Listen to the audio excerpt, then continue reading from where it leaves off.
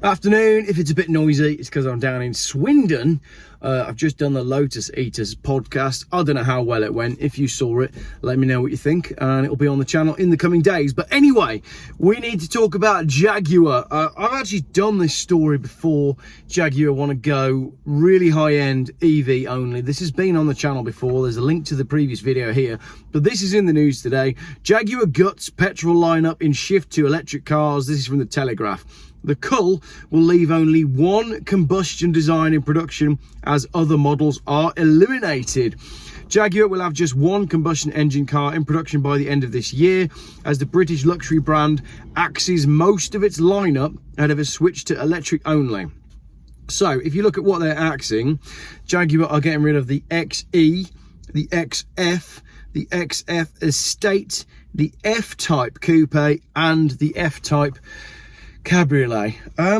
This is a bit of a shame, this is. I mean, they might not be the biggest sellers, but they're good looking cars for what they are. And the fact that we are losing a Jaguar, we're losing a petrol powered Jaguar Coupe. Look at the history of what we're losing here. These are the petrol powered Jaguar Coupes we've had in the past, and we're not going to have one. The marque stopped making the XE, XF and F-Type cars at Castlebrom in May, and will seek to stop producing the hybrid E-Pace in Austria along with the electric I-Pace by the end of December. So they're all stopping, apart from the F-Pace SUV. Petrol, diesel and hybrid variants are sold at the moment, and that's built at Solihull before Jaguar begins a new run of all electric cars going on sale from next year. Adrian Mardell, chief exec of parent company Jaguar Land Rover, confirmed the other cars would be eliminated at a recent investor day, telling the audience they're all close to zero profitability products. So Jaguar has been making no money on XE, XF, XF Estate and F-Type models. The move, first reported by Automotive News Europe, comes as Jaguar prepares for a new all-electric era, set to launch a battery-powered Grand Tourer next year. So Jaguar basically want to compete only with the Porsche Taycan and Audi e-tron that nobody wants. So Jaguar are getting rid of all their cars that we do like to try and compete with a car that launched a facelifted version to much fanfare and then published 51% fewer sales. This is the end of Jaguar. Said it before, saying it again now. This will be the end of Jaguar. The design is yet to be unveiled and will be followed by two other electric models that have not yet been described. Bosses at Jag have not been shy about building anticipation for the first new electric car. Building anticipation. We don't care. Nobody wants to see your new electric car. Give us an XJ220. Speaking at the Investor Gate, Jerry McGovern, Jaguar Land Rover's chief creative officer, said, "Imagine something that you've never seen before that looks like it's dropped from the sky and times that by 5. That's how different these Jaguars are going to be." I don't believe it. I don't believe that they'll be brave enough to do it. He's promised the car will hark back to Jaguar's E-Type glory days, but added that the vehicle will be a copy of nothing.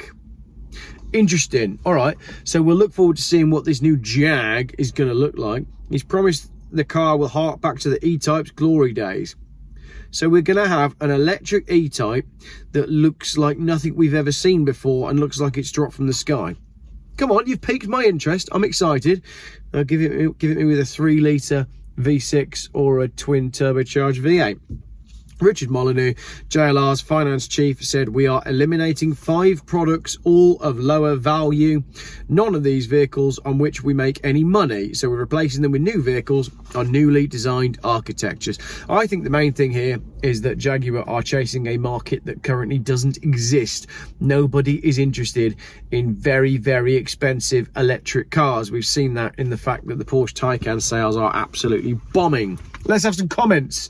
Jaguar goes extinct inside 2 years then? Great comment, and I'm inclined to agree. Another one, bad move.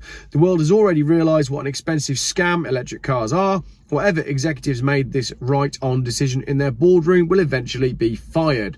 Good comment. Another one, Albemarle.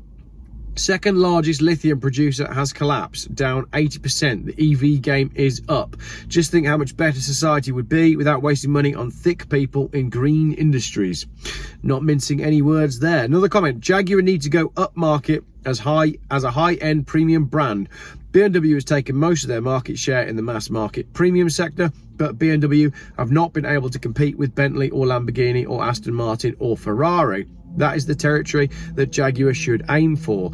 That's what they're doing then. So Jaguar are going to try and reposition themselves with the likes of Bentley, Lamborghini, Aston Martin, Ferrari. Give us an XJ220. Another comment, Jaguar just signed their death wish.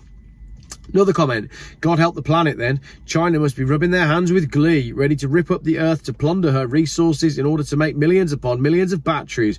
I wonder how they're going to be disposed of. Oh well, it's all for the sake of the environment, isn't it? Meanwhile, Trump is going to drill, baby, drill. I wonder who really are the sane people. Donald Trump, of course, survived an assassination. One of them. Someone tried to kill him. Talked about it on the Lotus Eaters podcast just a minute ago.